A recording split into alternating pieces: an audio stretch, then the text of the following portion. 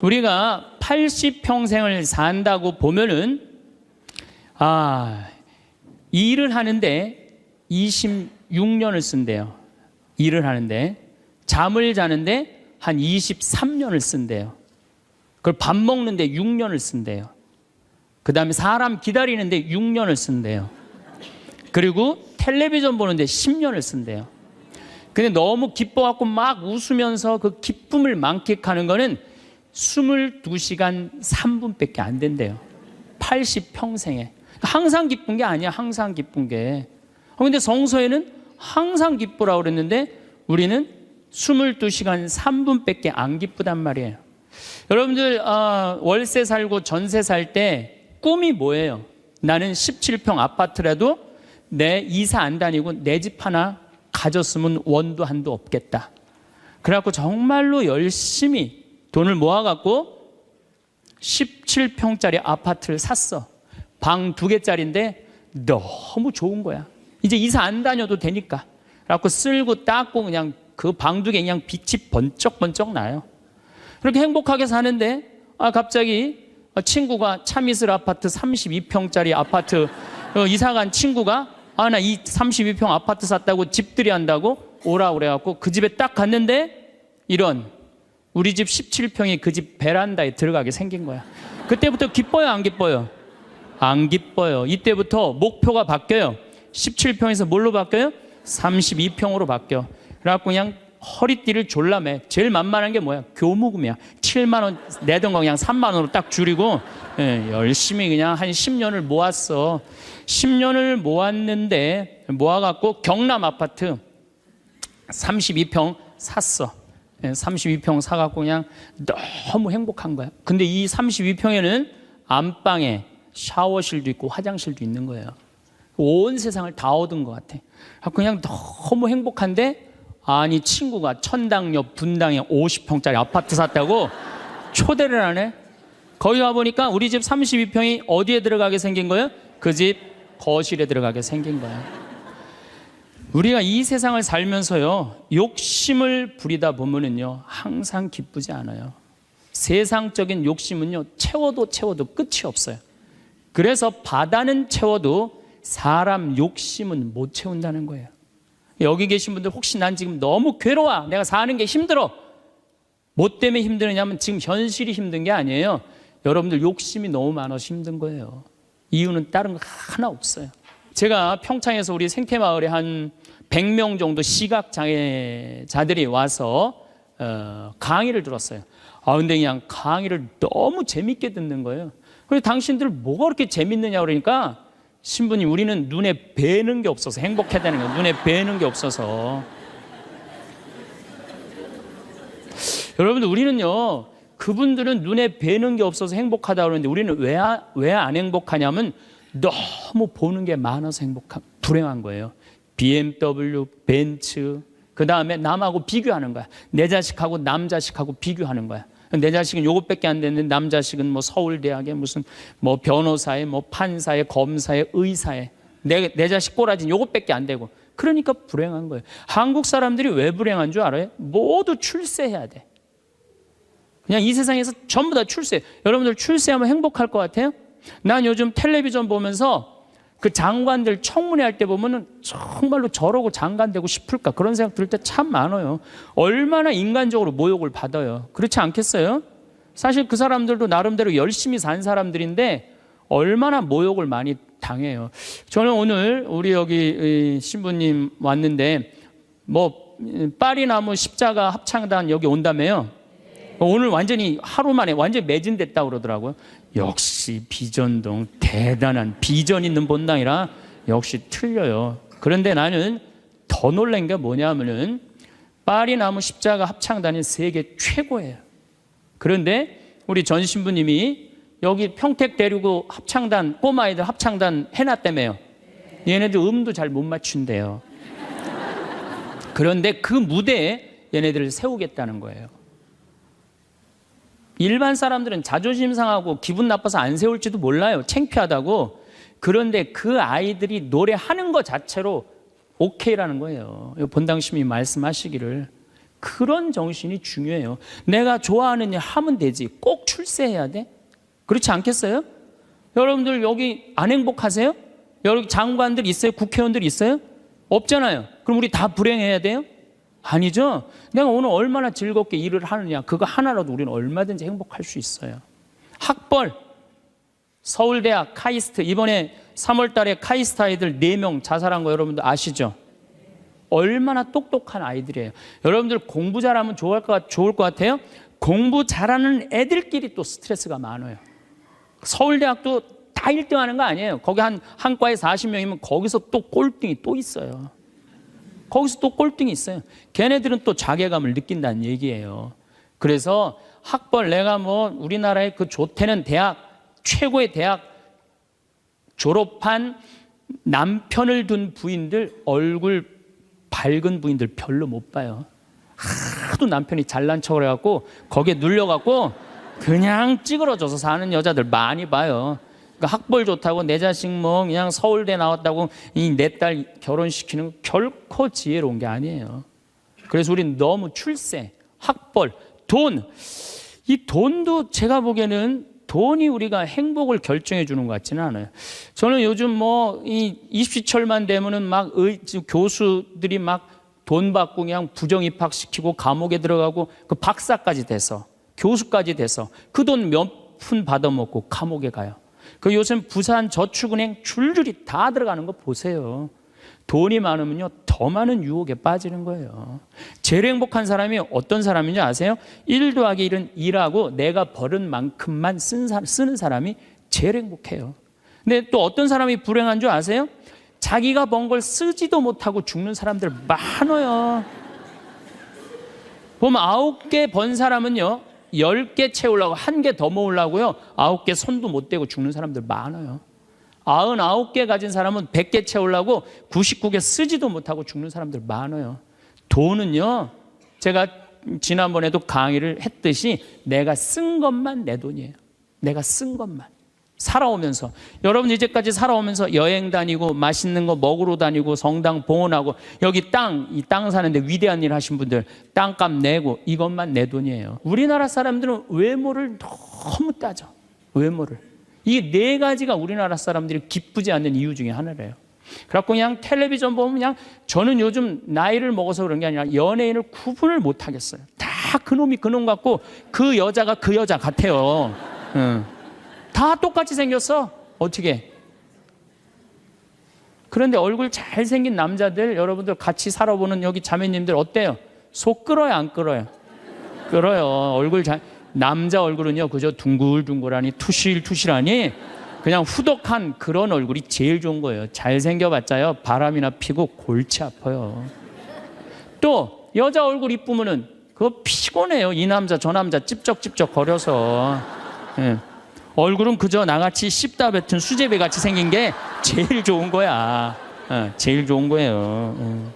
우리가 이 출세, 학벌, 돈, 외모만 매달리지 않고 나 생긴 대로만 사는 사람은요 너무 즐겁게 살아요. 우리나라 직업 행복 지수 1등이 사진작가예요. 사진작가. 사진 찍는 사람들이 제일 행복하대요. 자연 다니면서 마음껏 세상을 다 담을 수 있잖아요. 얼마나 좋아요. 그러니까 여러분들 내가 원하는 일을 지금부터 찾아서 하라는 거예요. 여러분들 쉽게 안 죽어요. 여러분들 앞으로 지금 50대신 분들 손 들어보세요. 50대신 분들 손 들어보세요. 나 50 넘었다. 여러분들 앞으로 60년 남아있어요. 60년 동안 밥 먹고 자고 이 일만 할 수 없어요. 내가 원하는 일을 하다 죽어야 돼. 원하는 일을 하다 죽어야 돼. 지금부터 그 일을 찾아 나서야지 여러분들 행복해요. 그 시각장애우들이 시민이 우리 눈에 뵈는 게 없어서 행복하다 그러더니 그분들이 우리 생태마을 앞마당에 보면 강이 내려다 보여요. 강이 내려다 보이는데 내 형제가 이 시각장애자들 눈에 열이 너무 많았고 눈을 차라리 빼버리는 장애우들이 많아요. 그래서 아예 빼는 교우들도 있어요. 근데 눈을 정말로 다 뺀 형제 넷이서 그 강을 이렇게 내려다 보면서 내려다 보는 건지 안 내려다 보는 건지 잘 몰라도 얘기를 하는 걸 내가 들었어. 야, 베드로야, 내가 우리나라 참 많이 다녀봤는데 이렇게 경치 좋은 데는 처음이라는 거예요. 그래서 내가 물어봤어요. 아니 뭐가 그렇게 경치가 좋은지 당신이 어떻게 아느냐고. 신부님, 강물 소리 들리지 않느냐 이거야. 그 다음에 새소리 들리지 않느냐 이거야. 그 다음에 느티나무가 있는데 바람에 느티나무 흔들리는 소리 들리지 않느냐. 그 다음에 5월 달에 꽃이 만발했는데 이 꽃향기 미친다는 거, 맑은 공기에. 아니 눈이 없는 우리, 보이지도 않는 우리 시각 장애우들도 이렇게 경치 좋은데 처음이라는데, 우리는 그냥 두 눈을 다 뜨고 이 아름다운 별도 보고 하늘도 보고 단풍도 보고 이 평택 들판도 보는데 내가 안 기쁘다. 이 사람들 어때요? 영적으로 단단히 병든 것 같지 않아요? 혹시 여러분들 지금 난 안 기쁘다, 이분들 영적으로 병든 분들이에요. 이거 눈 지금 뜨고 있는 것만 해도 얼마나 은혜로운 거예요. 눈 하나 갈아 끼는데 1억이야 1억. 두 개 갈아 끼면 2억이야 2억. 지금 나 쳐다보고 있는 분들 여기 지금 2억 깔고 지금 쳐다보고 있는 거예요. 엄청나게 부자들이 여기 앉아 있는 거 지금. 자, 여러분들 심장 하나 갈아 끼는데 5천, 간 갈아 끼는데 7천, 신장 갈아 끼는데 3천이에요. 그럼 요거 합치면 3억 5천이에요. 그런데 오늘 아침에 이 중국의 사형수들 장기 매매를 한다고 그러죠? 참 나 깜짝 놀랐어요. 이 간 하나 그 매매하는데 1억 5천이래. 신장 7천만 원. 다 따블이야 보니까. 이 공식적으로 인터넷에 나온 자료보다 훨씬 더 비싸요. 그러니까 여러분들 그걸로 따진다면 여러분들 기본적으로 지금 한 6억 지금 갖고 있는 거예요. 팔 하나 갈아 끼는데 400, 양팔 800, 양다리 1600 이거 합치면은. 아니 이렇게 양다리 양팔 다 갖고 있으면서 내가 기쁘지 않다. 지금 기쁘지 않는 분은 욕심이 꽉 차서 기쁘지 않는 거예요. 돈 욕심, 자식 욕심, 명예 욕심. 이 욕심을 아직 못 채웠다고 지금 기쁘지 않고 맨날 짜증 부리고 신경질 부리는 거예요. 지금 이렇게 건강한 몸으로 지금 집에서 여기 성당까지 걸어 오셨다. 여러분들은 무조건 행복해야 되고 기뻐야 돼요. 여기 여기 자해원에 한번 가보세요. 여기 뇌수정에 걸린 아이들, 뇌가 얼마나 큰지 몸보다 머리가 더 커요. 얘네들은 평생 일어나질 못해요. 그러니까 점점 머리가 커지다가 20살도 못 넘기고 죽어요. 평생 한번 일어나 보지도 못하는 거예요. 근데 여러분들은 지금 걸어서 두 다리로 여기까지 와서 앉아있다. 그럼 무조건 삶의 충만함, 살아있는 거에 대한 희열을 느끼셔야 돼. 난 정말로 건강하게 살아서 내가 움직이고 있구나. 근데 난 지금 얼굴에 그냥 기쁨이 하나도 없어. 이분은 뭔가 영적으로 병이 든 분이에요. 치료가 필요해, 영적으로. 그럼 어떤 사람이 기쁘냐 하면은 긍정적인 사람이 기뻐요. 부정적인 사람은 기쁘지 않아요. 세상을 삐딱하게 보는 분들은 안 기뻐요. 보면은 장사 안 돼도 대통령 탓, 고수도 안 돼도 대통령 탓, 내가 이렇게 지질이 못 사는 것도 부모 탓, 다 남 탓하는 사람은요 기쁠 수가 없어요. 남 욕하는 사람은 행복하지가 않다는 거예요. 그래서 항상 긍정적으로 말해야 돼. 여러분들 남편들 100% 마음에 들어서 데리고 살아요?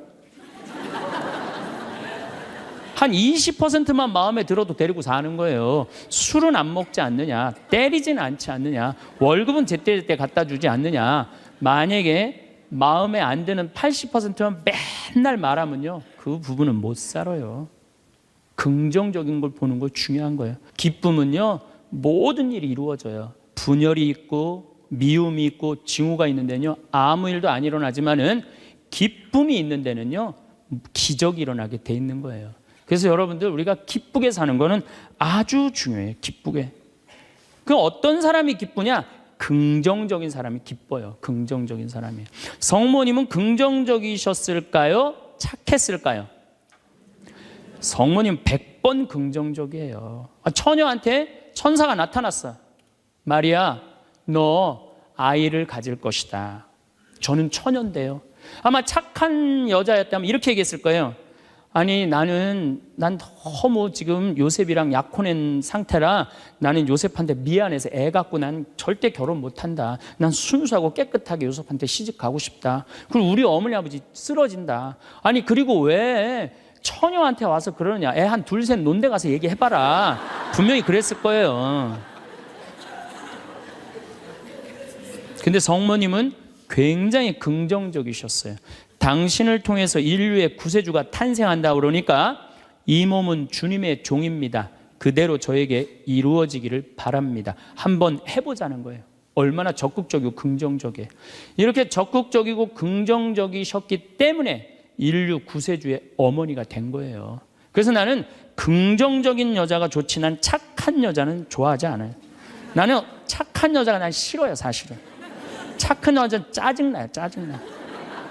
우리 생태마을에 50, 60이 다 돼갖고 암이 걸려갖고 오는 분들 많아요. 특히 자매들. 근데 이렇게 얘기를 해요. 신부님, 나 평생 집안을 위해서 고생하고 희생하고 내가 참고 견디고 살았는데 맨 마지막에 이렇게 암이 걸려갖고 내 인생을 돌아보면 남는 게 아무것도 없다고.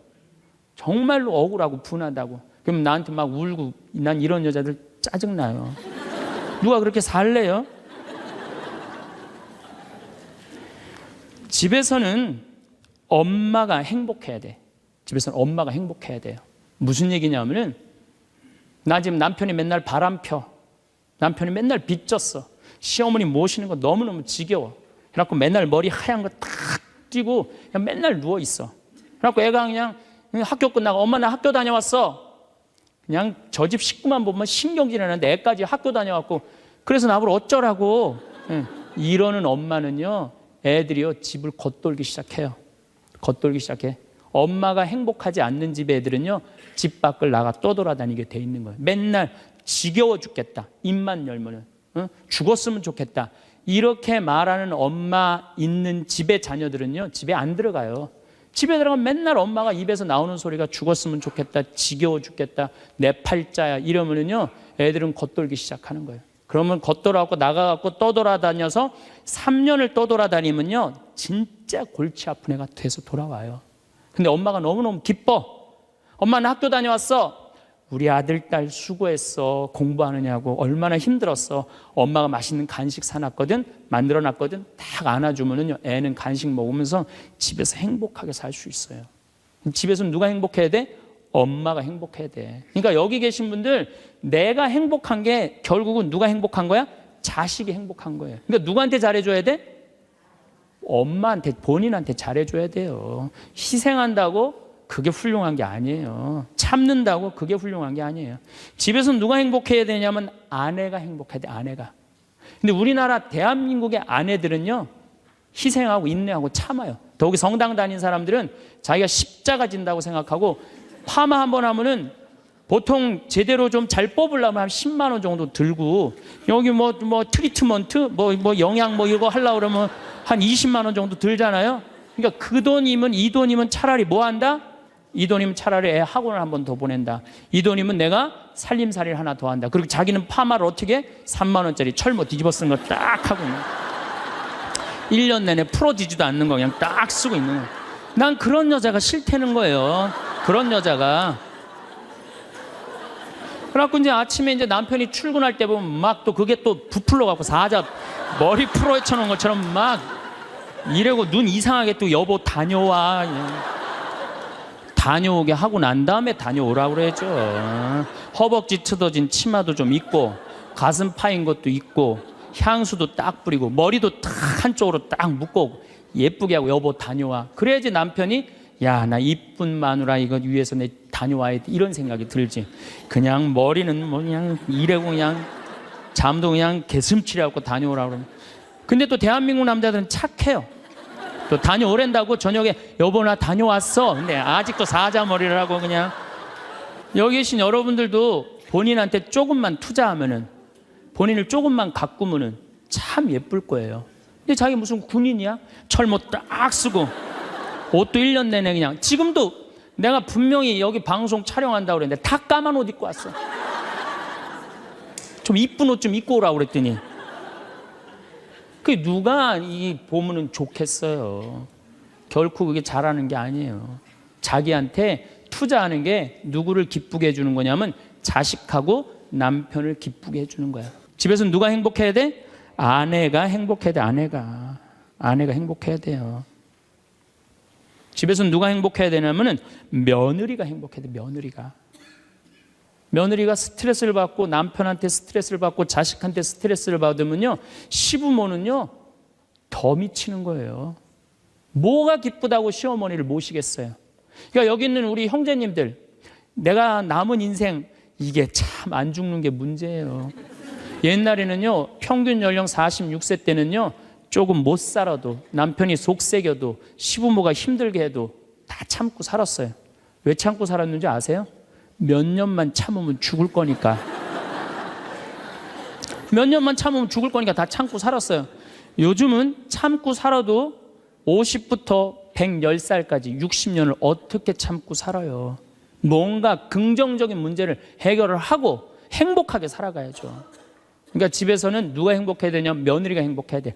그러니까 여기 있는 형제님들은 누구 행복만 책임지면 행복하냐면 마누라, 아내, 집사람만 행복하게 해주면요 여러분들 일생은, 남은 생은 전부 편안해요.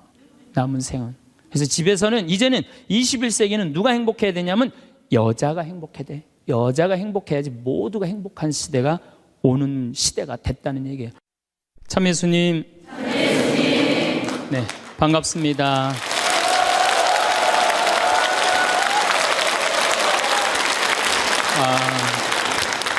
여러분들하고 유혹과 행복이라는 주제로 오늘은 이제 네 번째 강의를 하고 싶습니다. 우리가 이 세상을 살면서 악마의 유혹에만 안 빠지면 세상 참 행복하게 살 수 있어요.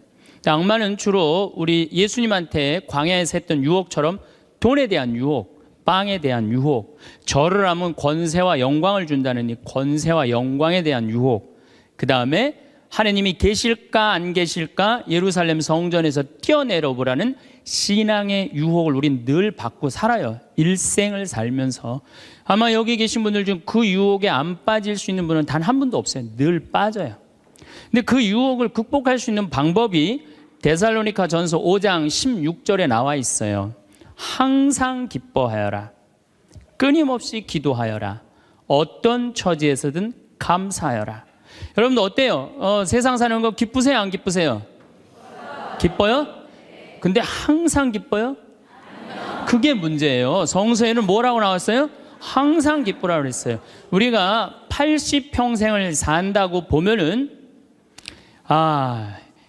일을 하는데 26년을 쓴대요. 일을 하는데 잠을 자는데 한 23년을 쓴대요. 그걸 밥 먹는데 6년을 쓴대요. 그 다음에 사람 기다리는데 6년을 쓴대요. 그리고 텔레비전 보는데 10년을 쓴대요. 근데 너무 기뻐갖고 막 웃으면서 그 기쁨을 만끽하는 거는 22시간 3분밖에 안 된대요.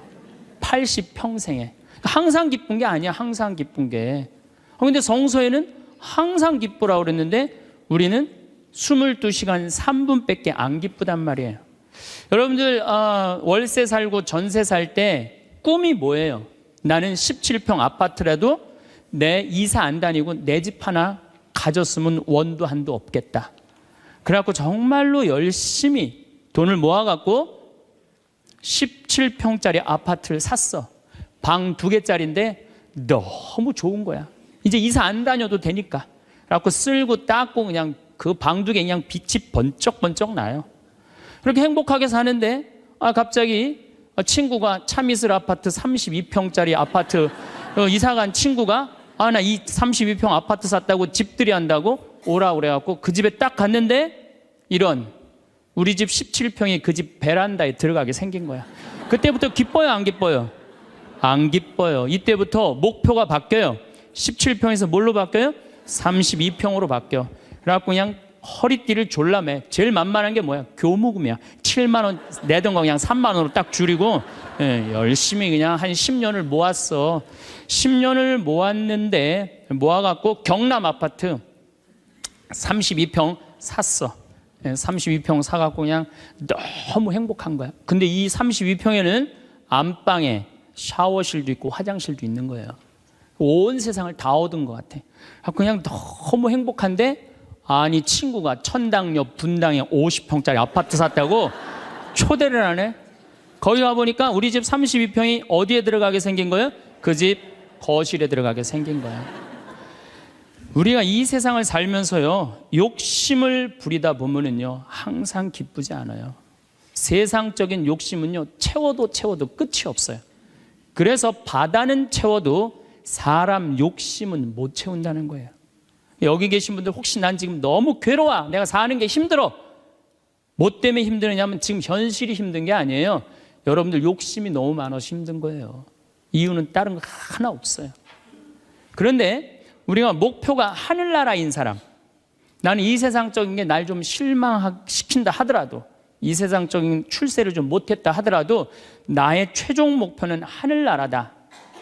정말로 아름다운 꽃이 있고 아름다운 사람들이 있고 성모님이 있고 하느님이 있고 예수님이 있고 오늘 채칠야 성녀 같은 그런 정말 아름다운 분들이 있는 그곳에 내가 간다라는 희망을 가진 사람은요, 이 세상적인 게 날 좀 실망시킨다 하더라도 항상 기쁘게 살 수 있어요.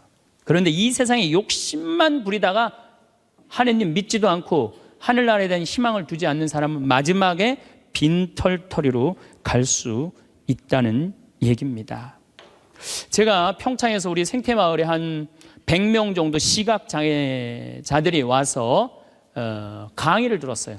근데 그냥 강의를 너무 재밌게 듣는 거예요. 그래서 당신들 뭐가 그렇게 재밌느냐 그러니까 신부님, 우리는 눈에 뵈는 게 없어서 행복하다는 거예요. 눈에 뵈는 게 없어서. 여러분들, 우리는요, 그분들은 눈에 뵈는 게 없어서 행복하다고 그러는데 우리는 왜 안 행복하냐면 너무 보는 게 많아서 불행한 거예요. BMW, 벤츠, 그 다음에 남하고 비교하는 거야. 내 자식하고 남 자식하고 비교하는 거야. 내 자식은 요것밖에 안 됐는데 남 자식은 뭐 서울대학에 무슨 뭐 변호사에 뭐 판사에 검사에 의사에 내 자식 꼬라지는 요것밖에 안 되고, 그러니까 불행한 거예요. 한국 사람들이 왜 불행한 줄 알아요? 모두 출세해야 돼.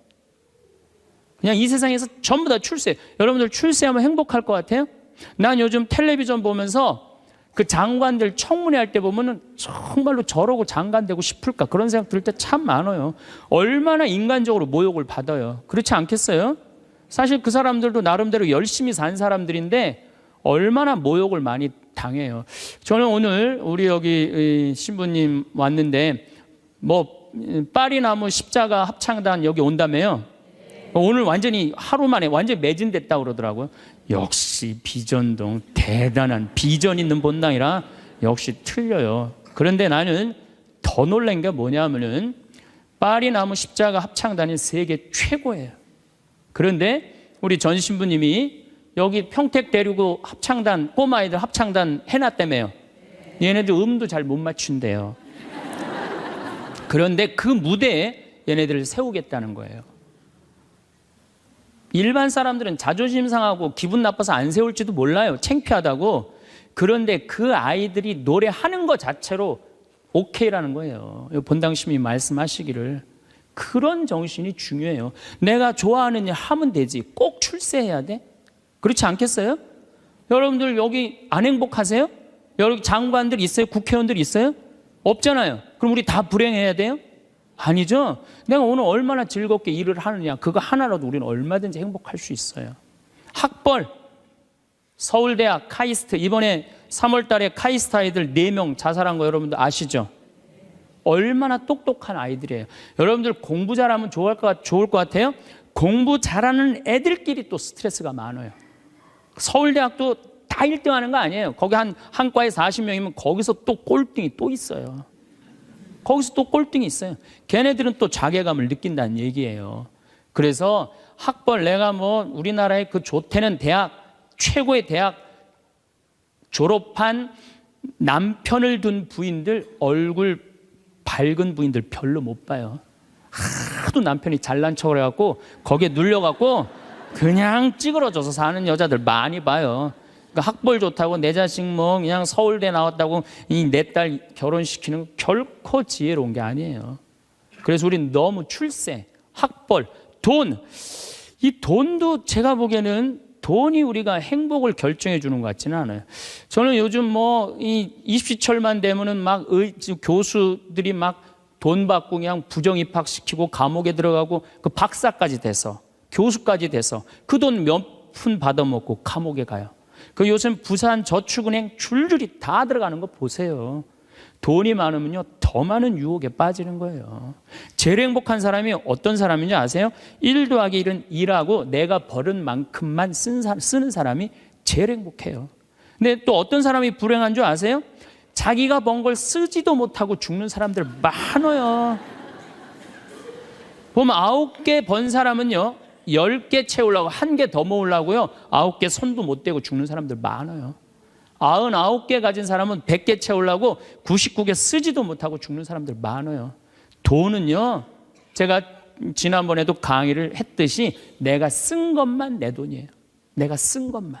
살아오면서 여러분 이제까지 살아오면서 여행 다니고 맛있는 거 먹으러 다니고 성당 봉헌하고 여기 이 땅 사는데 위대한 일 하신 분들 땅값 내고 이것만 내 돈이에요. 내가 여기 비전동에서 제일 열받을 때가 언제였느냐면은 IMF 때 여기 내가 있을 때 터졌거든요. 근데 우리 교우들 20억 30억 날라간 교우들 많아요 여기 안에. 근데 술이 취해갖고 나한테 와갖고 뭐라는 줄 알아요? 신부님 이렇게 망할 줄 알았으면은 하루아침에 날릴 줄 알았으면 성당에 봉헌이라도 많이 할 걸. 내가 이 성당에서 내가 그 경험을 했다니까. 제일 열받는 거야. 다 잃어버리고 후회하지 말고 언제 해요? 있을 때 하세요. 있을 때. 그러니까 여기 지금 땅 산 거 열심히 봉헌하세요. 돈이 나를 행복하게 하는 건 아니에요. 또 우리나라 사람들은 외모를 너무 따져. 외모를. 이 4가지가 우리나라 사람들이 기쁘지 않는 이유 중에 하나래요. 그래갖고 그냥 텔레비전 보면 그냥 저는 요즘 나이를 먹어서 그런 게 아니라 연예인을 구분을 못 하겠어요. 다 그놈이 그놈 같고 그 여자가 그 여자 같아요. 다 똑같이 생겼어. 어떻게? 그런데 얼굴 잘생긴 남자들 여러분들 같이 살아보는 여기 자매님들 어때요? 속 끓어요 안 끓어요? 끓어요. 얼굴 남자 얼굴은요 그저 둥글둥글하니 투실투실하니 그냥 후덕한 그런 얼굴이 제일 좋은 거예요. 잘생겨봤자요 바람이나 피고 골치 아파요. 또 여자 얼굴 이쁘면은 그거 피곤해요. 이 남자 저 남자 찝쩍찝쩍 거려서. 얼굴은 그저 나같이 씹다 뱉은 수제비 같이 생긴 게 제일 좋은 거야. 제일 좋은 거예요. 우리가 이 출세 학벌, 돈, 외모만 매달리지 않고 나 생긴 대로만 사는 사람은요 너무 즐겁게 살아요. 우리나라 직업 행복 지수 1등이 사진작가예요. 사진작가. 사진 찍는 사람들이 제일 행복하대요. 자연 다니면서 마음껏 세상을 다 담을 수 있잖아요. 얼마나 좋아요. 그러니까 여러분들 내가 원하는 일을 지금부터 찾아서 하라는 거예요. 여러분들 쉽게 안 죽어요. 여러분들 앞으로 지금 50대신 분들 손 들어보세요. 50대신 분들 손 들어보세요. 나 50 넘었다. 여러분들 앞으로 60년 남아있어요. 60년 동안 밥 먹고 자고 이 일만 할 수 없어요. 내가 원하는 일을 하다 죽어야 돼. 원하는 일을 하다 죽어야 돼. 지금부터 그 일을 찾아 나서야지 여러분들 행복해요. 그 시각장애우들이 신부님 우리 눈에 뵈는 게 없어서 행복하다 그러더니 그분들이 우리 생태마을 앞마당에 보면 강이 내려다 보여요. 강이 내려다 보이는데 내 형제가 이 시각장애자들 눈에 열이 너무 많았고 눈을 차라리 빼버리는 장애우들이 많아요. 그래서 아예 빼는 교우들도 있어요. 근데 눈을 정말로 다 뺀 형제 넷이서 그 강을 이렇게 내려다 보면서 내려다 보는 건지 안 내려다 보는 건지 잘 몰라도 얘기를 하는 걸 내가 들었어. 야 베드로야, 내가 우리나라 참 많이 다녀봤는데 이렇게 경치 좋은 데는 처음이라는 거예요. 그래서 내가 물어봤어요.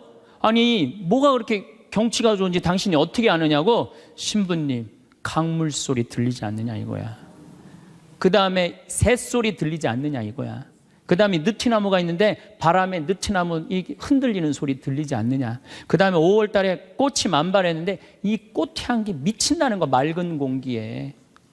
아니 눈이 없는 우리 보이지도 않는 우리 시각장애우들도 이렇게 경치 좋은데 처음이라는데 우리는 그냥 두 눈을 다 뜨고 이 아름다운 별도 보고 하늘도 보고 단풍도 보고 이 평택 들판도 보는데 내가 안 기쁘다. 이 사람들 어때요? 영적으로 단단히 병든 것 같지 않아요? 혹시 여러분들 지금 난 안 기쁘다. 이분들 영적으로 병든 분들이에요. 이거 눈 지금 뜨고 있는 것만 해도 얼마나 은혜로운 거예요. 눈 하나 갈아 끼는데 1억이야, 1억. 두 개 갈아 끼면 2억이야, 2억. 지금 나 쳐다보고 있는 분들 여기 지금 2억 깔고 지금 쳐다보고 있는 거예요. 엄청나게 부자들이 여기 앉아 있는 거 지금. 자, 여러분들 심장 하나 갈아 끼는데 5천, 간 갈아 끼는데 7천, 신장 갈아 끼는데 3천이에요. 그럼 요거 합치면 3억 5천이에요. 근데 오늘 아침에 이 중국의 사형수들 장기 매매를 한다고 그러죠? 참 나 깜짝 놀랐어요. 이 간 하나 그 매매하는데 1억 5천이래. 신장 7천만 원. 다 따블이야 보니까.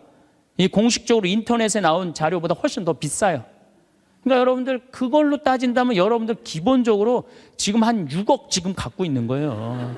팔 하나 갈아 끼는데 400, 양팔 800, 양다리 1600 이거 합치면은 아니 이렇게 양다리 양팔 다 갖고 있으면서 내가 기쁘지 않다. 지금 기쁘지 않는 분은 욕심이 꽉 차서 기쁘지 않는 거예요. 돈 욕심, 자식 욕심, 명예 욕심. 이 욕심을 아직 못 채웠다고 지금 기쁘지 않고 맨날 짜증 부리고 신경질 부리는 거예요. 지금 이렇게 건강한 몸으로 지금 집에서 여기 성당까지 걸어 오셨다. 여러분들은 무조건 행복해야 되고 기뻐야 돼요. 여기 여기 자해원에 한번 가보세요. 여기 뇌수정에 걸린 아이들 뇌가 얼마나 큰지 몸보다 머리가 더 커요. 얘네들은 평생 일어나질 못해요. 그러니까 점점 머리가 커지다가 20살도 못 넘기고 죽어요. 평생 한번 일어나 보지도 못하는 거예요. 근데 여러분들은 지금 걸어서 두 다리를 여기까지 와서 앉아있다. 그럼 무조건 삶의 충만함, 살아있는 거에 대한 희열을 느끼셔야 돼. 난 정말로 건강하게 살아서 내가 움직이고 있구나. 근데 난 지금 얼굴에 그냥 기쁨이 하나도 없어.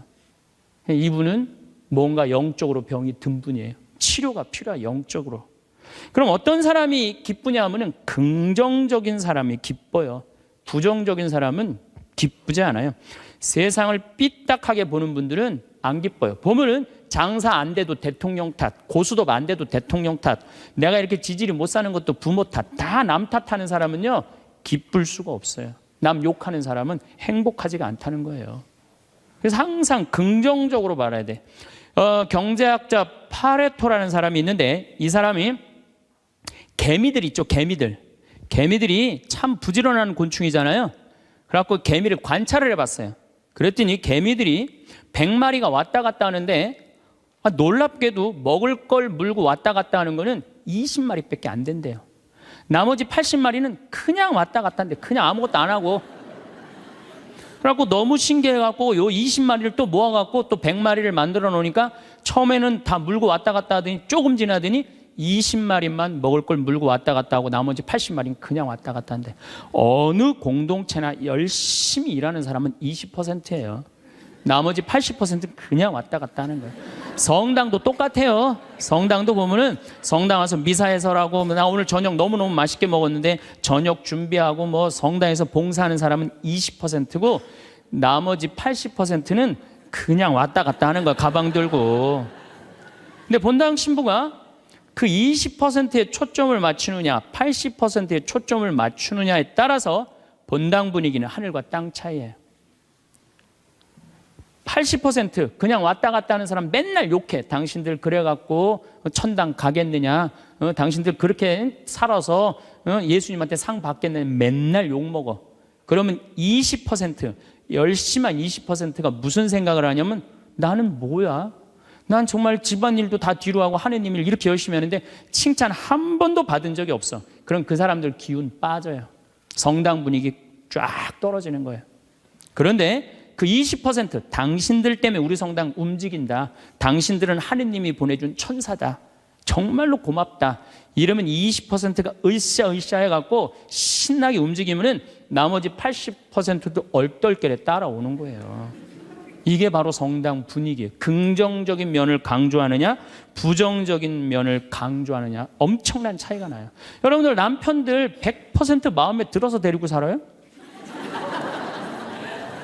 한 20%만 마음에 들어도 데리고 사는 거예요. 술은 안 먹지 않느냐, 때리지는 않지 않느냐, 월급은 제때제때 갖다 주지 않느냐. 만약에 마음에 안 드는 80%만 맨날 말하면요, 그 부분은 못 살아요.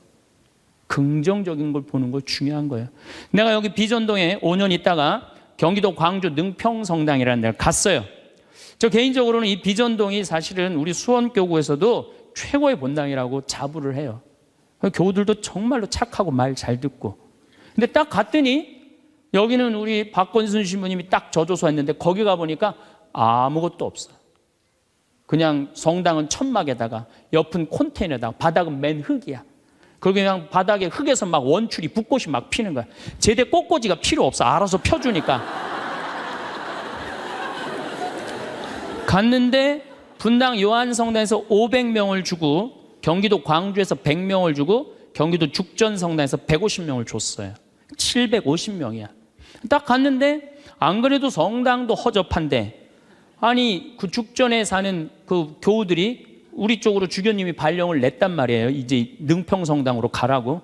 근데 거기서 전화가 왔어요. 교우들이. 신부님, 우리가 이제까지 죽전성당 짓느냐고 그렇게 애를 썼는데 또 신설성당으로 우리 집으로 가라고 그러더니 이 말이 됩니까? 자기네들끼리 회의를 했는데 안 오기로 결정을 했대요.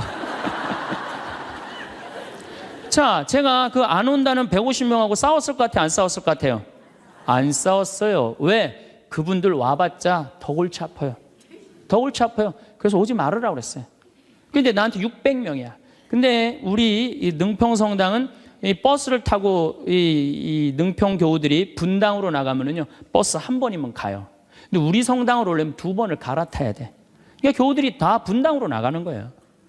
미사 참여 이제 딱 150명이 오는 거, 150명이 주일날. 내가 여기 떠날 때 주일날 여기 1,700명이 왔거든요. 내가 막 떠날 때 여기가 주일날. 1,700명 맨날 하다가 150명 오니까 이건 사람도 아닌 거예요. 숫자가 너무 좋더라고요. 그래갖고 미산 딱 11시 미산 한 대니까 미사 끝나면 맨날 돼지를 한 마리씩 잡는 거예요. 맨날 돼지를 먹는 거예요. 맨날 내가 내면 총회장이 내고 총회장이 내면 부회장이 내고 돌아가면서. 그때는 돼지가 한 마리에 15만 원밖에 안 했거든요. 그래도 내가 가정방문 다니면 막 개 키우는 집에 있으면 뭐 이런 걸 키우냐고 먹자고 그냥. 잘 아실 거예요. 내가 얼마나 좋아하는지. 그래갖고 그냥 맨날 성당 마당에서 불을 지펴놓고 맨날 먹는 거야. 그런데 놀랍게도 우리 성당 마당이 분당으로 나가면요, 마당이 보여요. 그 분당 미사 참여 나가는 교우들이 맨날 성당 마당에서 그냥 불이 지글지글 일어난단 말이야. 저게 뭔가 하고 교우들이 자꾸 하나 둘씩 오기 시작하는 거야. 점점 교우들이 느는 거예요. 근데 이 1년이 지났는데 죽전에서 안 오겠다는 교우들이 전화가 왔어요. 자기네들이 회의를 했는데 오기로 결정을 했대요.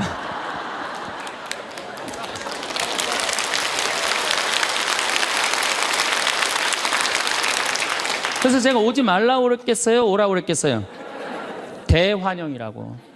그래서 오라고 떠났던 교우들이 다 오는데 교우들이 1,000명이 됐어요. 1년에. 근데 또 이제 아파트가 조금씩 들어가고 2년 만에 2,000명이 됐어요. 그냥 너무 즐겁더라고요. 또 거기는 교우들이 그 시골 교우들이라 산에 가고 개구리 잡아오고 뭐 하여튼 난 환경운동하는 신부인데 너구리 잡아오고 별걸 다 잡아와. 이거 뭐 신부님 이거 개고기라고 그러고 거짓말하고 막 먹이고 너무 행복했어요. 그 예수 부활 대축일 끝나고 저기 뭐 사순절 끝나고 예수 부활 대축일 미사 끝나고 난 다음에 숫자가 조금이니까 엠마오를 가도 회장단하고 안 가고 본당 교우들 다 가자. 우리 그땐 또 IMF 망해갖고 노는 사람이 너무 많았어요. 다 가자니까 너무너무 좋아하는 거야. 내가 애들한테 물어봤어요. 초등학교, 중고등학교 애들한테 야, 니네들 지금 학교 가는 게 중요하냐? 예수님 부활해갖고 지금 우리 엠마오 가는데 엠마오 가는 게 중요하냐? 그랬더니 애들이 엠마오 가는 게 중요하다는 거예요. 야외 학습 신청해. 그래갖고 엠마오 100명씩 데리고 평창에 놀러 가고. 너무너무 즐거운 거예요. 점점 즐거운 거. 교우들이 3년째 됐는데 성당을 자꾸 짓재는 거예요. 이제 교우가 2,000명으로 늘어나니까. 나는 안 짓는다. 얼마나 아름다우냐. 그냥 땅바닥에서 그냥 원추리 붓고 피고 그러는데. 아니, 짓재는 거예요. 그럼 저 보자. 그래갖고 3년 9월에 시작해갖고 4년 부활절 입당을 했어요. 7개월 만에 성당을 줬어요. 7개월 만에. 우리 교우들이 봉헌식 하는 날, 또 봉헌식 하는 날도 내가 초등학교 애들한테 물어봤어요. 얘들아, 지금 하느님 집이 젖었는데 학교가 중요하냐? 성당 봉헌하는 게 중요하냐? 성당 봉헌하는 게 중요하대요. 그래서 니네들 오후 2시에 봉헌 쉬니까 오전에 학교 갔다가 조퇴 다 하고 와라. 애들이 조퇴하고 100명이 왔어. 100명이. 수요일 날 봉헌식을 했는데. 그래서 교우들이 그래. 우리가 언제 이렇게 성당을 줘서 봉헌을 했느냐고. 나는 사목 목표가 고객 만족이 아니라 고객 기절이에요. 교우들이 기절할 때까지 나는 한다. 그래서 여러분들 여기 어른들 바닷가 갔던 거 생각나요? 700명? 가성이 한 3박 4일 동안 기절하면서 놀았잖아요. 근데 그때도 내가 이루지 못한 일을 여러분들이 올해 우리 전 신부님이랑 저 앞에 땅 사신 거 정말 대단한 거예요. 기쁨은요, 모든 일이 일어나는 거예요. 그러니까 교우들이 기절한 상태에서 너무 행복하니까 자기 주머니에서 돈 나가는지도 모르고 막 내는 거예요. 깨보니까 성당이 젖은 거예요. 깨보니까. 기쁨은요, 모든 일이 이루어져요. 분열이 있고 미움이 있고 징후가 있는 데는요, 아무 일도 안 일어나지만은 기쁨이 있는 데는요, 기적이 일어나게 돼 있는 거예요. 그래서 여러분들 우리가 기쁘게 사는 거는 아주 중요해요. 기쁘게. 그 어떤 사람이 기쁘냐? 긍정적인 사람이 기뻐요. 긍정적인 사람이. 성모님은 긍정적이셨을까요? 착했을까요? 성모님 100번 긍정적이에요. 처녀한테 천사가 나타났어. 마리아, 너 아이를 가질 것이다. 저는 처녀인데요. 아마 착한 여자였다면 이렇게 얘기했을 거예요. 아니 난 너무 지금 요셉이랑 약혼한 상태라 나는 요셉한테 미안해서 애 갖고 난 절대 결혼 못한다. 난 순수하고 깨끗하게 요셉한테 시집 가고 싶다. 그리고 우리 어머니 아버지 쓰러진다. 아니 그리고 왜 처녀한테 와서 그러느냐. 애 한 둘 셋 논데 가서 얘기해봐라. 분명히 그랬을 거예요.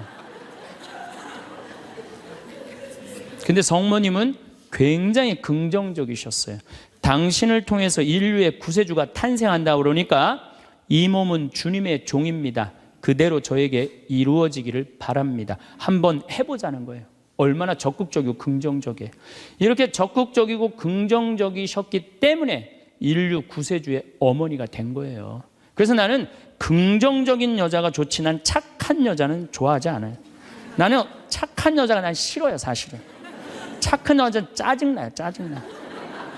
우리 생태마을에 50, 60이 다 돼갖고 암이 걸려갖고 오는 분들 많아요.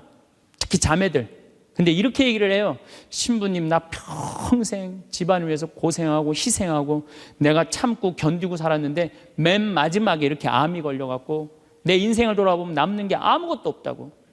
정말로 억울하고 분하다고. 그럼 나한테 막 울고 난 이런 여자들 짜증나요. 누가 그렇게 살래요? 집에서는 엄마가 행복해야 돼. 집에서는 엄마가 행복해야 돼요. 무슨 얘기냐면은 나 지금 남편이 맨날 바람 펴. 남편이 맨날 빚졌어. 시어머니 모시는 거 너무너무 지겨워. 그래갖고 맨날 머리 하얀 거 탁 띄고 그냥 맨날 누워있어.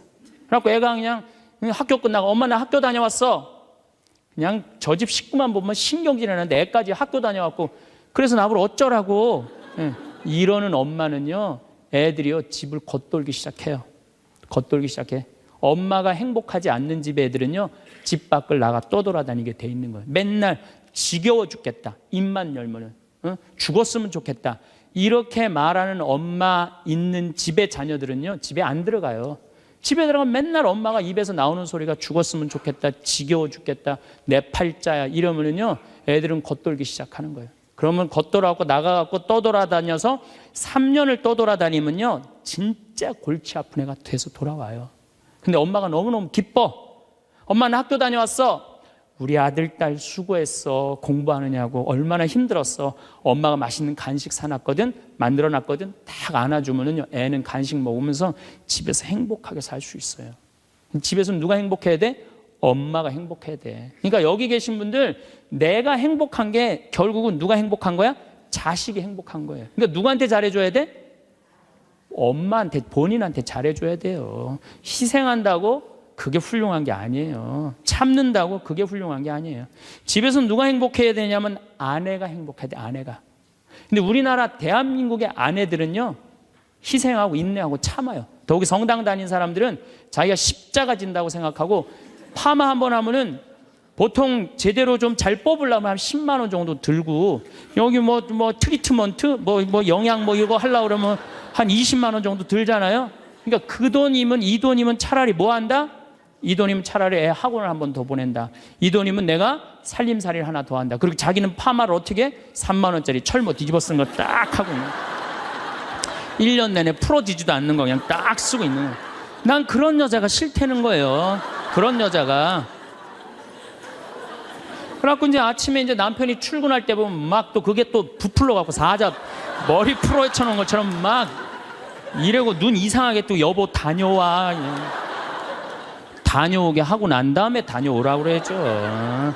허벅지 트어진 치마도 좀 입고 가슴 파인 것도 입고 향수도 딱 뿌리고 머리도 딱 한쪽으로 딱 묶고 예쁘게 하고 여보 다녀와. 그래야지 남편이 야, 나 이쁜 마누라 이거 위해서 내 다녀와야 돼 이런 생각이 들지. 그냥 머리는 뭐 그냥 이래고 그냥 잠도 그냥 개슴치레하고 다녀오라고 그러면. 근데 또 대한민국 남자들은 착해요. 또 다녀오랜다고 저녁에 여보 나 다녀왔어. 근데 아직도 사자머리를 하고 그냥. 여러분들 우리 평창에 읍내에 룸사롱이 있어요. 근데 룸사롱이 있는데 내가 오후 2시에 목욕을 갈 때가 있어요. 근데 우리 평창 목욕탕이 읍내에도 있지만 이 동네에 떨어진 목욕탕이 하나 있어요. 근데 그 목욕탕에서는 봉고를 운영을 해요. 시골 사람들 42개리가 있거든요. 그러니까 시골 사람들이 목욕하려고 그러면 전화하면 봉고 가서 데리고 와요. 근데 거기 아가씨들도 전화하면 우리 그 목욕탕이 봉고를 가지고 데리고 와요. 내가 목욕 2시에 갈 때 그 아가씨들이 같이 봉고를 타고 들어올 때가 있어요. 내릴 때 보면은요, 정말로 저런 여자들하고 무슨 술 마시나 하고 술을 먹을까 이런 생각이 들어요. 하여튼 밤새 술 먹고 그래서 겨우 이제 정신 차리고 나오니까 이상하잖아요. 나도 이제 목욕탕 들어오고 그 아가씨들도 목욕탕 들어가. 그런데 목욕이 끝나고 그 아가씨들이 꾸미고 나오면요, 들어갔던 아가씨들이 아니에요. 얼마나 예쁜지요. 술이 확 땡긴다니까 그 아가씨들 보면은. 여기 계신 여러분들도 본인한테 조금만 투자하면은, 본인을 조금만 가꾸면은 참 예쁠 거예요. 근데 자기 무슨 군인이야? 철모 딱 쓰고 옷도 1년 내내 그냥. 지금도 내가 분명히 여기 방송 촬영한다고 그랬는데 다 까만 옷 입고 왔어. 좀 이쁜 옷 좀 입고 오라고 그랬더니 그 누가 이 보면은 좋겠어요. 결코 그게 잘하는 게 아니에요. 자기한테 투자하는 게 누구를 기쁘게 해주는 거냐면 자식하고 남편을 기쁘게 해주는 거야. 내가 결혼 20년이 됐어. 내가 자식 생일 차려주고 남편 생일 차려주고 시부모 생일 다 차려줬어. 근데 정작 내 생일이라고 뻑적지게 차려놓기가 좀 그렇잖아요. 그렇죠 여러분들? 우리 자매님도 그러시죠? 생일은 생일인데 아무도 안 알아주니까 미역국을 하나 딱 끓여놨어. 근데 역시나 남편이 웬 미역국을 훌딱 먹고 나가버렸어. 그럼 그때부터 울기 시작하는 거예요. 응? 20년 동안 내 생일 한번 기억을 못 해주고 저렇게 무심할 수가 있느냐고. 혹시 저녁에 내 생일 기억해 줄까? 저녁에 그날따라 술이 떡이 돼갖고 들어왔어. 그럼 이제 나한테 와갖고 이제 신세한탄을 하는 거예요. 신부님, 나는 내가 결혼한 지 20년이 돼갖고 정말로 먹고 싶은 거, 쓰고 싶은 거, 입고 싶은 거 안 하고 내 자식들 저렇게 키우고 살림살이 이렇게 했는데 20년 동안 내 생일 한 번도 기억해 주지 않는다고. 난 정말로 너무 불행하고 슬프다고. 그리고 막 나한테 와서 우는 여자들, 난 그런 여자들이 싫어요. 자, 내가 생일이야. 근데 남편이 기억을 못하는 것 같아. 그럼 오후에요, 남편 직장 근처에 나가세요. 나가고 전화하세요. 여보, 내가 결혼한 지 20년째 생일이고 내가 지금 50번째 내 생일이야. 내가 오늘 생일이 너무 기뻐, 즐거워. 나 너무 행복해 사는 게. 그래서 오늘 생일을 맞이해서 내가 한턱 쏠 테니까 나와. 내가 내면 되지. 그걸 그냥 기억해 줄래나 안 해줄래나. 역시 올해도 안 해주는구나. 그리고 울고 그냥 청승을 떨어요. 난 그런 여자가 싫다니까요. 내가 내면 될 거 아니에요. 그렇죠? 내가 멋있게 내면 될 거 아니에요. 무슨 돈으로 애 휴학시키고 학교 무슨 학교야. 엄마 생일도 모르는 놈 대학 보내서 뭐해요. 그렇지 않겠어요? 결혼 25주년이 됐어. 10주년도 까먹더니 20주년도 까먹더니 25주년은 기억해 줄래나. 한 달 전부터 계속 기다리는 거. 혹시 결혼기념일 뭘 해줄까. 근데 역시 그날도 그냥 넘어갔어. 나한테 와갖고 신부님 난 결혼 25주년 동안 한 번도 기념일을 선물을 받아본 적이 없다고. 그럼 막 눈물 흘리는 그런 여자들이 난 싫어요. 결혼 25주년인데 남편이 기억을 못하는 것 같다? 그럼 어떻게 하시면 돼요? 여보, 내 결혼 25주년인데 이번에 제주도가 7대 경관으로 뽑혔대. 내가 예약해놨거든. 일주일 동안 다다음 주 휴가 내. 같이 갔다 오자. 내가 내면 되지. 내가 내면 되지 않겠어요? 근데 자기를 위해서 투자하는 걸 나쁘다고 생각해요. 그리고 20년 동안 인상을 쓰고 사는 거예요. 그리고 그 집을 전부 어둡게 만드는 거예요. 집에서 누가 행복해야 돼? 아내가 행복해야 돼. 아내가 행복해야 돼요. 집에서 누가 행복해야 되냐면은 며느리가 행복해야 돼. 며느리가 스트레스를 받고 남편한테 스트레스를 받고 자식한테 스트레스를 받으면요, 시부모는요 더 미치는 거예요. 뭐가 기쁘다고 시어머니를 모시겠어요. 그러니까 여기 있는 우리 형제님들, 내가 남은 인생 이게 참 안 죽는 게 문제예요. 옛날에는요 평균 연령 46세 때는요 조금 못 살아도, 남편이 속색여도, 시부모가 힘들게 해도 다 참고 살았어요. 왜 참고 살았는지 아세요? 몇 년만 참으면 죽을 거니까.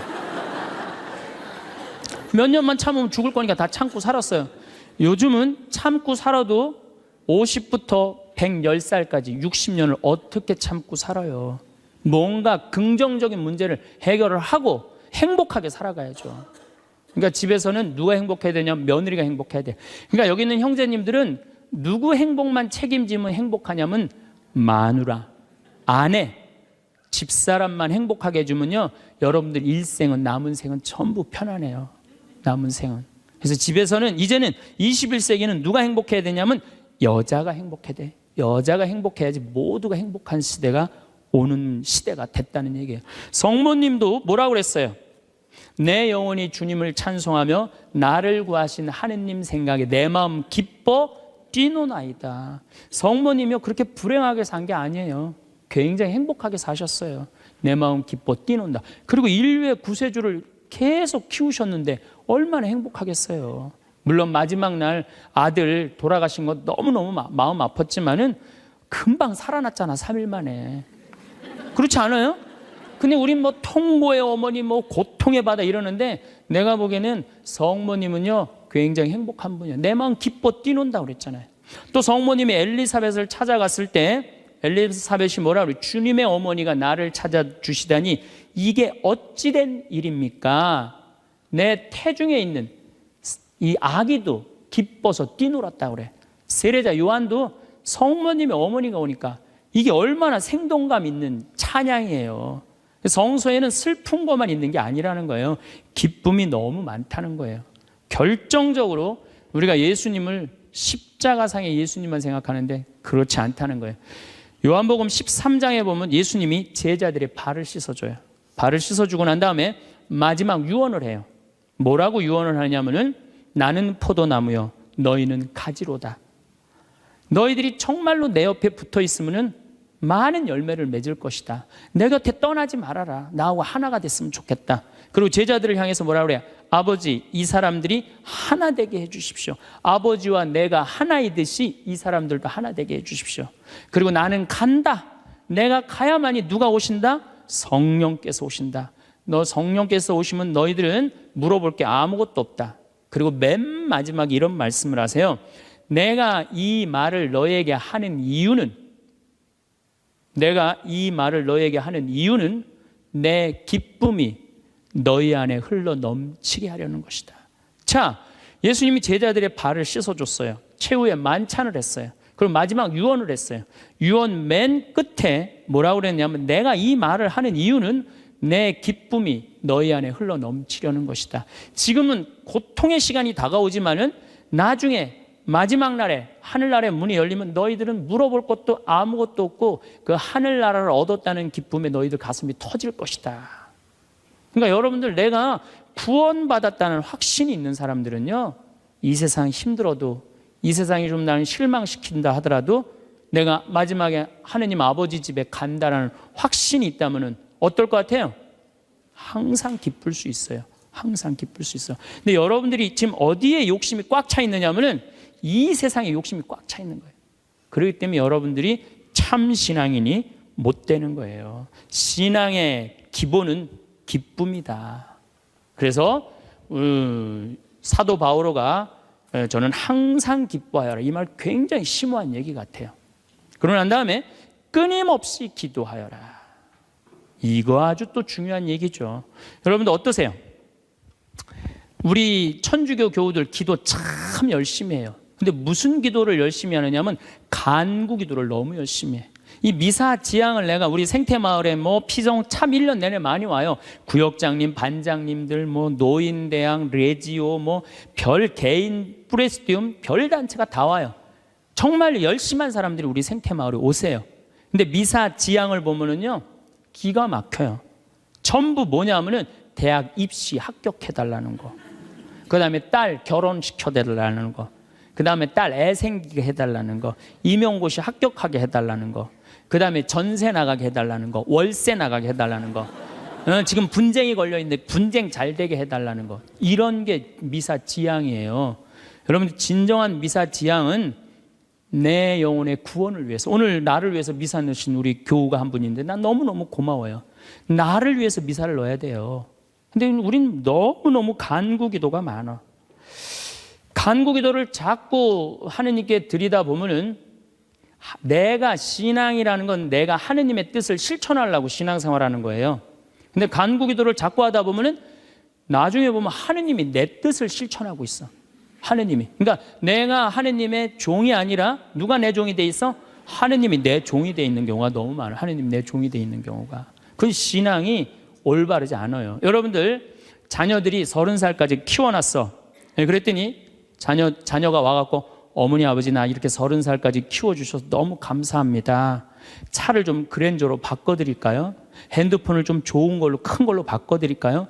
텔레비전 LED로 바꿔드릴까요? 집을 천당역 분당으로 옮겨드릴까요? 이런 자식은 토요일날 온다면 기다려져요, 안 기다려져요? 기다려지죠? 근데 올 때마다 엄마 나 이번에 우리 애가 대학 들어가는데 엄마 학비 좀 대줘. 거기 땅 있잖아. 그거 팔아갖고 학비 좀 손자 학비 좀 대줘. 엄마 나 차 좀 바꿔줘. 엄마 나 집 좀 강남으로 가게 좀 돈 좀 줘. 맨날 올 때마다 징징거리면서 달라고 그러는 자식. 엄마 나 토요일날 집에 갈게. 그럼 무서워요, 안 무서워요? 무섭죠? 하느님도 똑같아요. 이렇게 하면 눈 두 개 콧구멍 두 개 그냥 다 주셨는데 여러분들이 묵주기도 9일기도 책 딱 펼치고 묵주 딱 붙잡으면요 하느님이 깜짝 놀라는 거야. 이번 때 뭘 달라고 저게 또 9일기도 시작하나. 그렇게 많이 줬는데 헌금이나 많이 하면서 달라면 내가 이해를 해. 여러분들 1,000원짜리하고 10,000원짜리가 길 가다가 만났대요.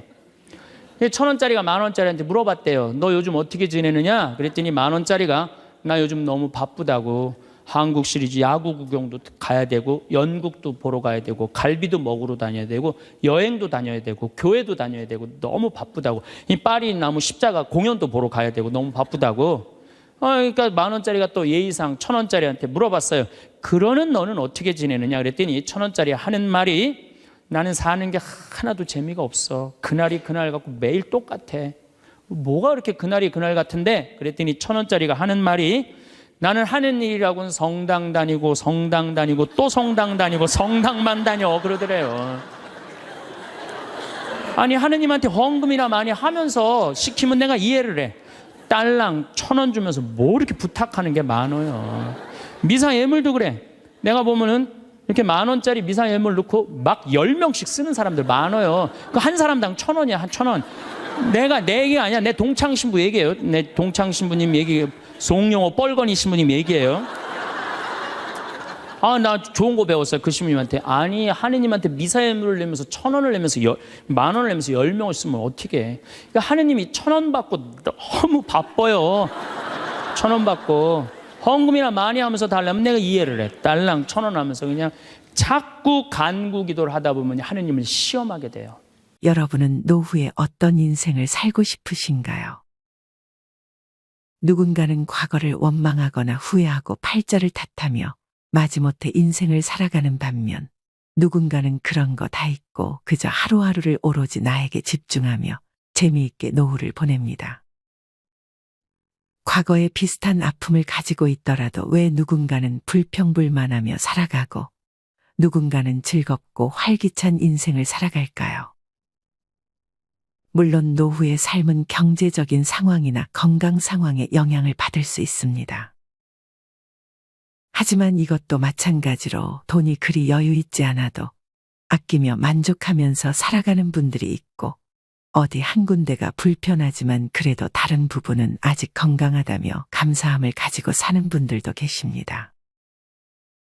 이렇게 노후를 즐겁게 사는 분들은 마음가짐이 건강하고 이런 건강한 마음가짐은 평소의 습관과도 밀접한 관계를 가집니다.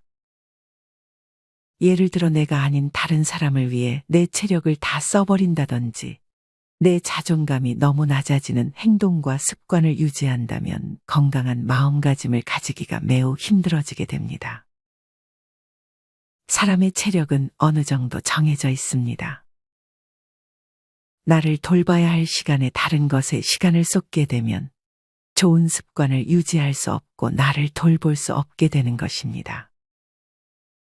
그렇다면 우리는 어떻게 건강한 마음가짐을 유지하여 노후에 재밌고 활기찬 삶을 살 수 있을까요? 오늘은 이와 관련해서 나이 들어 좋은 습관을 유지하고 자존감을 높이기 위해 줄여야 할 5가지에 대해 알려드리겠습니다. 첫째는 다른 사람을 위해 내 체력을 지나치게 많이 쓰는 것을 줄여야 합니다. 우리 부모님들은 자식들을 위해 많은 희생을 하고 나이든 노부모까지 챙기며 많은 체력을 사용하게 됩니다. 특히나 서로에게 의존하고 그것을 사랑으로 여기는 것이 우리나라에서는 아직 당연하게 여겨지는 것 같습니다. 하지만 무언가를 해주는 것을 사랑으로 여겨 내 자신보다는 남에게 맞추는 삶을 살아가는 것은 좋지 못할 수 있습니다. 삶을 살아감에 있어서 가족뿐 아니라 모든 관계에서 내가 중심이 되어 적절한 기준을 두고 사는 것이 좋습니다. 만약 이런 기준이 없이 내가 중심이 되지 못한다면 건강한 마음가짐을 유지하기 힘들어질 것입니다. 아무리 자식이라도 자기 것은 자기가 하게끔 해야 합니다. 자식이 할 수 있는 일조차 부모가 다 해준다면 자식은 자립심이 길러지지 않을 뿐 아니라 부모는 자기에게 써야 할 체력을 전부 자식에게 써버리게 됩니다. 자식이 어느 정도 크면 밥은 자기가 알아서 차려 먹도록 만들어줘야 합니다. 이것은 배우자도 마찬가지입니다. 식사를 매번 차려주는 것은 정말 힘든 일입니다. 물론 일을 하지 않고 살림을 하는 경우는 제외하고 만약 부부가 맞벌이를 하고 있는데 어느 한 명이 식사를 매번 차려주는 것은 그 당사자에게 매우 힘든 일이 될 수 있습니다. 옷을 사는 것도 마찬가지입니다. 간혹 옷을 자기가 사지 않고 배우자에게 사오라고 시키는 분들이 계십니다. 이렇게 매번 다른 사람의 일을 대신 해주게 된다면 나에게 써야 할 체력을 다른 사람들을 위해 쓰게 됩니다. 다른 사람들을 위한 인생을 살게 되는 것입니다. 자기가 할 수 있는 것은 자기가 할 수 있게끔 만들어야 합니다. 옷을 대신 사주지도 방 청소를 대신 해주지도 말아야 합니다. 앞서 얘기했듯 배우자나 자식 스스로가 음식을 차려 먹을 수 있도록 만들어줘야 합니다. 이때 주의할 점이 있습니다. 만약 혼자 음식을 차려 먹지 않았던 사람이라면 그 과정에서 내가 마음에 들지 않는 부분이 생길 수 있고 아니면 미안한 마음이 생길 수도 있습니다. 이때 마음에 안 든다고 그냥 내가 차려줄게라고 하거나 동정하는 마음을 가지지 않는 것이 좋습니다. 자기 것은 자기가 해야 오히려 더 화목한 가정을 만들 수 있습니다. 가족 구성원 중 어느 한 명만 희생을 하게 된다면 희생하는 한 명은 스트레스를 많이 받을 것이고 그것은 말투나 행동에서 나타나게 됩니다. 물론 매번 챙겨주다가 스스로 스스로 할 수 있게끔 하는 것은 쉽지 않습니다. 상대방이 서운할 수도 있지만 왜 자기 것은 자기가 해야 하는지 이유를 말해주면서 조금씩 설득하고 한 번에 바꾸지 말고 천천히 하나씩 스스로 해보라고 말해주는 것이 좋습니다. 물론 만약 혼자서는 아무것도 할 수 없는 상태의 가족이 있다면 돌봐주어야 할 수 있습니다. 하지만 이런 경우가 아니라 상대방이 혼자서도 충분히 할 수 있는 일인데 그것을 내가 대신 해주지는 말아야 합니다. 그 체력을 아껴서 나에게 써야 합니다. 그래야 나 자신을 돌볼 수 있고 여기서 나오는 건강한 마음가짐이 내 노후의 삶과 심지어 다른 가족 구성원들에게 오히려 긍정적인 영향을 끼칠 수 있습니다. 해줄 거 다 해주면서 신경질을 많이 내거나 힘들어하는 사람이 굉장히 많습니다. 오히려 조금 덜 해주고 스트레스를 다른 사람에게 풀지 않는 것이 좋은 방향일 수 있습니다. 해주는 걸 받는 사람이라면 해주는 사람의 입장에서 얼마나 힘들지를 이해해주는 것이 좋습니다. 일도 하랴, 밥도 차려주랴, 자식들도 챙기랴 얼마나 힘들까에 대해 생각하고 따뜻한 말도 해주고 내 밥은 내가 챙겨 먹을게라고 말해주는 것이 좋습니다. 그것만으로 정말 큰 힘이 될 것입니다. 어떤 관계도 누구 한 명에게 의존하는 관계가 되면 힘들 수 있습니다. 필요할 때 도움을 주는 정도로 지켜봐주는 연습을 할 필요가 있습니다. 가족을 위해 희생을 많이 하시는 부모님이 계시다면 이제는 다른 가족들을 위해 너무 다 해주지 말고 혼자 스스로 할 수 있게끔 만들어주고 자기의 삶의 그 체력을 나눠주세요. 지금부터 하지 않으면 평생 챙겨주기만 하는 인생을 사실 수도 있습니다. 간단한 거 하나씩 스스로 할 수 있게끔 시켜보는 연습을 하신다면 노후의 삶이 더 여유있고 행복해질 것입니다. 노후의 건강한 마음가짐을 위한 두 번째는 집에 있는 시간을 줄이고 햇볕을 쬐는 것입니다. 나이 들어 건강하게 사는 사람들은 햇볕을 쬐며 걷기 운동을 하는 것이 최고의 운동이라고 말하곤 합니다. 이것을 통해 불면증, 우울증으로 무너졌던 생체 리듬을 바로 잡았다는 분도 계셨습니다. 이처럼 햇볕을 쬐는 것은 신체적, 정신적으로 우리에게 많은 도움을 줍니다. 계절적 정서장애라고 불리는 이른바 겨울 우울증이라는 말이 있습니다. 이는 겨울 동안 햇볕을 공급받지 못해 발생하는 병으로 알려져 있습니다. 이처럼 햇볕을 쬐는 것은 우울증과도 연관이 있습니다. 특히나 햇볕을 아침에 쬐는 습관을 만드는 것이 좋습니다. 대부분 아침에 일어났을 때 햇볕을 쬐면 기분이 상쾌해지고 이와 반대로 날씨가 우중충하거나 비가 오면 몸이 쑤시거나 피로하게 느껴지는 경험을 한 적이 있을 것입니다. 햇빛은 수면 호르몬인 멜라토닌의 분비를 조절하고 행복 호르몬인 세로토닌의 분비를 활성화시켜 줍니다. 걸으면서 햇볕을 쬐면 걷기 시작한 지 단 5분 만에 세로토닌 분비가 발생하며 약 15분 정도 지나면 최고 분비량에 이른다고 합니다. 이렇게 아침에 햇볕을 쬐면 밤에 잠도 잘 오는 효과도 있다고 알려져 있습니다. 수면을 잘하게 되면 당연히 내 체력은 물론 건강한 마음가짐을 가지는 것에 도움을 줄 것입니다. 하지만 햇볕을 너무 많이 쬐는 것은 좋지 않을 수 있습니다. 과하게 햇빛에 노출이 되면 피부의 노화가 빨라지고 심할 경우 피부암까지 유발할 수 있기 때문입니다. 전문가들은 하루 30분 이하로 햇볕을 쬐는 것이 좋다고 얘기합니다. 특히나 뼈에 좋다고 알려진 비타민 D의 하루 필요량은 하루 약 15분 정도만 햇볕을 쬐는 것으로 대체할 수 있다고 하니 관절이 안 좋으신 분들은 짧게라도 나가서 햇볕을 쬐는 것이 도움이 될 수 있습니다. 햇볕을 쬐는 것은 돈도 들지 않고 어려운 것도 아니니 우리의 건강과 정신을 위해서 할 수 있는 가장 간단한 방법이 아닌가 하는 생각이 듭니다. 누군가는 햇볕을 최고급 영양제라고 표현하기도 합니다. 아침에 일어나서 다른 것보다 햇볕을 쬐는 습관을 만들어 보세요. 잠도 깰 겸 매일 5분에서 15분 정도 햇볕을 맞으며 걷는 습관을 만든다면 나이 들어 나에게 아주 좋은 영향을 줄 것임에 틀림없습니다. 노후의 자존감을 높이기 위해 줄여야 할 세 번째는 관리 안 하면 나에게 날 수 있는 냄새입니다. 아이들은 솔직해서 간혹 노인분들에게 냄새난다는 말을 하곤 합니다. 지금이야 워낙 정보도 다양해서 노인분들께 나는 냄새가 많이 줄었지만 예전에는 지금보다 더 심했다고 말하는 분도 계셨습니다. 특히나 귀를 잘 닦지 않는 것이 냄새의 주된 원인이 될 수 있습니다.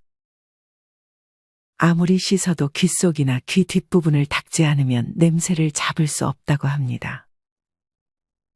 귀 속에서 나는 냄새는 40세가 넘으면서 약하게 나기 시작하다가 점점 나이를 먹게 되면서 더 심해지는 경우도 있습니다. 이런 이유로 귀 주변과 귀 속을 잘 씻어주시고 잘 닦아주시면 냄새를 많이 줄일 수 있습니다. 나이가 들면 씻는 것과는 별개인 것으로 나는 냄새도 있다고 합니다. 노인의 몸에서 나는 특유의 냄새는 대부분 체내에 노폐물이 쌓여서 체외로 발산되는 채취로서 물로 씻어서 제거할 수 있는 것이 아니라고 합니다. 장기적으로 수면질이 안 좋거나 스트레스가 많거나 혹은 술을 많이 마시거나 자극적인 음식을 즐기면 인체 기능이 저하되고 순환장애가 생기면서 인체에 노폐물이 쌓이게 되고 그것이 발효되어 체외로 냄새를 배출한다고 합니다. 요즘은 중년층에도 이런 증상이 많아지고 있습니다. 이것의 유일한 대안은 바른 생활 방식으로 돌아가는 것뿐이라고 전문가들은 말합니다. 결국에 냄새를 제거하기 위해서는 수면을 잘 취하고 건강한 마음가짐, 좋은 식습관 등에 뻔하지만 잘 실천하지 못하는 것들을 신경 써주는 것이 중요합니다. 이와 더불어 내가 평소에 신경 쓰지 못했던 곳들을 잘 씻고 잘 닦아준다면 냄새를 줄이는데 효과적일 것입니다. 냄새가 난다는 말을 들으면 아무래도 자존감이 떨어질 수밖에 없습니다. 만약 내가 평소에 그런 것을 잘 관리한다면 자존감도 올라가고 그것을 바탕으로 좋은 습관을 지속하며 건강한 마음가짐을 가질 수 있게 될 것입니다. 노후의 건강한 마음가짐을 위해 줄여야 할 네 번째는 넓은 집에 대한 욕심입니다. 해를 거듭할수록 1인 가구, 2인 가구가 늘어가고 있는 것이 현실입니다. 대개 자식들은 출가하여 살 것이고 노후에 혼자 살거나 배우자와 함께 살게 될 것입니다. 이때 너무 넓은 집은 청소하기도 힘들고 잘 활용하지 못할 수 있습니다. 또한 넓은 집 중 물론 싼 곳도 있지만 대개는 가격이 비쌀 것입니다. 차라리 그 집을 살 돈을 아껴 조금 덜 넓은 집에 살고 남은 돈으로 자신에게 돈을 쓰며 노후를 즐기는 것이 좋은 방법이 될 수 있습니다. 어떤 한 분께서는 은퇴 시기인 50대가 넘어가면서 15억짜리 넓은 아파트를 7억 대출받고 구입했다가 패가망신할 지경이라며 절대 빚내서 사지는 말라고 조언합니다.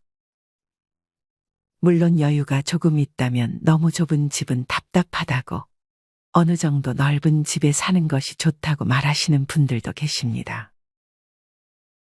만약 좁은 집에서 살 때 많이 답답함을 느끼신 분들이라면 그보다는 넓은 집을 구하는 것도 좋습니다. 제가 드리는 말씀은 혼자 혹은 둘이 살기에 너무 필요 없는 공간이 많을 정도의 넓은 집은 지향하는 것이 좋다는 얘기입니다. 좁고 넓고의 기준은 딱 정해진 것이 없습니다. 자신이 생각했을 때 이 정도면 너무 좁아서 답답할 것 같다. 혹은 너무 넓어서 관리하기 버거울 것 같다 하는 집은 피하고 알맞은 평수의 집에서 지내는 것이 좋습니다. 좁은 집에서 살라고 강조하는 것이 아닙니다. 특히나 물건을 잘 버리지 못하고 쌓아두는 성격을 가진 분들이 좁은 집에서 산다면 스트레스가 많이 쌓일 것입니다. 내가 사는 집이 몇 평이건 내가 그 공간을 어떻게 활용하는지에 따라 그 집은 좁은 집이 될 수도 있고 넓은 집이 될 수도 있습니다. 아무리 집이 넓어도 발 디딜 틈이 별로 없을 정도로 물건이 어지럽게 쌓여 있다면 그 집은 좁게 느껴질 것입니다. 넓고 좁고의 기준은 그저 자기 자신입니다. 정답은 없습니다. 집이 넓어야 몸도 많이 움직이고 좋다고 하시는 분들은 넓은 집이 더 좋을 수도 있습니다. 집을 사는 것은 큰 의사결정에 속하기 때문에 집을 한 번에 사기보다는 월세로 이 집 저 집 살아보면서 나한테는 이 정도 크기의 집이 제일 좋구나 알아가는 것도 좋은 방법입니다. 주의할 것은 이런 확실한 판단 없이 넓은 집만을 선호하는 것입니다. 본인의 스타일과 취향, 성격을 잘 파악하셔서 내 노후를 지낼 집을 신중하게 결정하셨으면 좋겠습니다. 노후의 건강을 위해 줄여야 할 마지막 5번째는 탄수화물과 설탕입니다. 아마 이에 대한 이야기는 많이 들어보셔서 뻔한 말이라는 생각이 들 것입니다. 지금 이것을 잘 실천하고 계신다면 정말 칭찬드리고 싶습니다.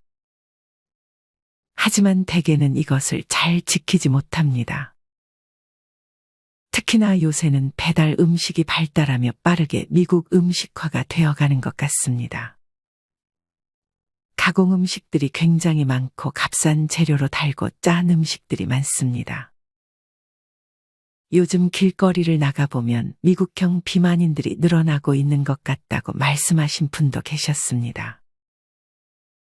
갈수록 집밥을 먹기보다는 밀가루가 많이 들어간 음식들을 먹게 되고 소식보다는 과식을 하는 경우도 예전에 비해 많아진 것 같습니다.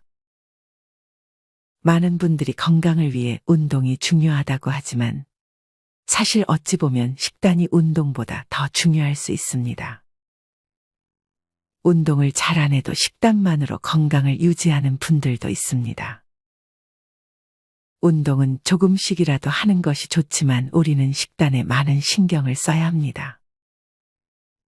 전문가들은 가루로 만든 정제된 곡물로 만든 탄수화물 식품을 가급적 피하라고 말합니다. 식이섬유가 풍부하게 포함된 가공되지 않은 식품을 섭취하라고 조언하죠. 또한 단백질을 매 끼니당 150g 섭취해주는 것이 좋다고 합니다. 설탕이나 액상과당은 자제하고요. 특히나 빵을 좋아하시는 분들은 빵의 섭취를 조금 줄이실 필요가 있습니다. 집에서 빵을 구워보신 분들은 아시겠지만 빵에는 정말 어마어마한 설탕이 들어갑니다. 문제는 많이 넣어도 막상 빵을 구워 먹으면 단맛이 생각보다 안 나는 것을 알 수 있습니다. 그래서 단맛이 나는 빵은 상상 초월할 만한 양의 설탕이 들어간다고 볼 수 있습니다. 이런 정제 밀가루와 설탕은 모두 혈당 스파이크의 원인이 될 수 있습니다. 실제로 배달 음식이나 빵을 많이 먹었던 분은 예전에 먹어도 끊임없이 공허해서 먹고 또 먹기를 반복했다고 합니다. 그래서 주 식단으로 통곡물과 야채를 많이 추가하니 속이 편안하고 더부룩함이 사라졌다고 말합니다. 다이어트는 둘째고 나이다 들다 보니 속이 편안한 게 좋다고 생각하시는 분들이 많으실 것입니다. 이런 분들께 도토리묵 또한 좋은 식단 중 하나입니다. 물론 밀가루, 빵, 설탕을 아예 먹지 말라는 것은 아닙니다. 가끔은 그런 것들이 땡길 때는 먹어도 괜찮습니다. 매 끼니를 그렇게 먹지만 않으면 됩니다. 하지만 만약 당뇨가 있거나 식단을 철저히 관리해야 할 경우에는 이런 것들은 피해야 합니다. 이런 경우가 아니라면 음식이 주는 행복도 가끔은 얻는 것이 좋습니다. 아침에 빵과 커피 마시는 즐거움으로 기쁘게 일어나고 저녁에 술과 고기 먹는 낙으로 낮에 열심히 일한다는 분이 계셨습니다. 살은 못 빼도 먹고 싶은 거 다 먹고 사니 정말 행복하다고 말이죠. 하지만 이것은 미래의 행복을 현재로 가져오는 것일 뿐입니다. 이런 삶을 오래도록 유지할 수 있을까요? 지금 당장의 행복을 위해 미래를 포기하지 않으셨으면 좋겠습니다. 현실에서 밀가루를 피한다는 것은 정말 어렵지만 사실 식습관을 바꾸는 것은 초반이 어렵지 조금만 유지하다 보면 어쩌면 쉽게 바꿀 수도 있습니다. 한 번에 바꾸려고 생각하지 말고 하루 세 끼를 먹는다면 그중 한 끼만 건강하게 먹어보는 것이 좋습니다. 몇 개월 뒤에 세 끼 중 2끼를 건강하게 먹어보고 그렇게 건강하게 먹는 비중을 늘려가다 보면 1년 전과는 다른 식습관을 즐기고 있는 나 자신을 발견할 수 있을 것입니다. 일례로 식이섬유 풍부한 고구마, 오트밀 등의 탄수화물과 샐러드를 한 끼씩만 챙겨줘도 몸 컨디션도 가볍고 심지어 자극적인 배달 음식이 땡기지 않다고 말씀하신 분도 계셨습니다. 하지만 좋아하는 것을 포기 못하겠다는 분들도 계실 것입니다. 이런 분들은 폭식만큼은 피하는 것이 좋습니다. 아직 건강하신 분들 중에 마냥 몸에 좋은 음식은 절대 못 먹겠다 하시는 분들은 소식하는 습관만이라도 챙기셨으면 좋겠습니다. 실제로 소식의 중요성은 말할 필요 없을 정도로 이미 알고 계실 것이라 생각합니다. 우리는 우리가 좋아하는 음식들을 끊을 필요 없이 줄이는 것을 목표로 하는 것이 좋습니다. 끊어야 한다고 생각하면 오히려 시작도 못하게 됩니다. 조금씩 천천히 줄여나가자라는 마음으로 접근하는 것이 좋습니다. 또한 쾌락을 절제하는 연습도 병행하면 좋습니다. 절제에서 건강이 시작된다는 말이 있습니다. 앞으로 몇 번 실패하게 될 수도 있습니다. 하지만 우리가 완전히 놓아버리지 않고 포기하지만 않는다면 분명 몇 년 전과는 다른 나를 발견하게 될 것입니다.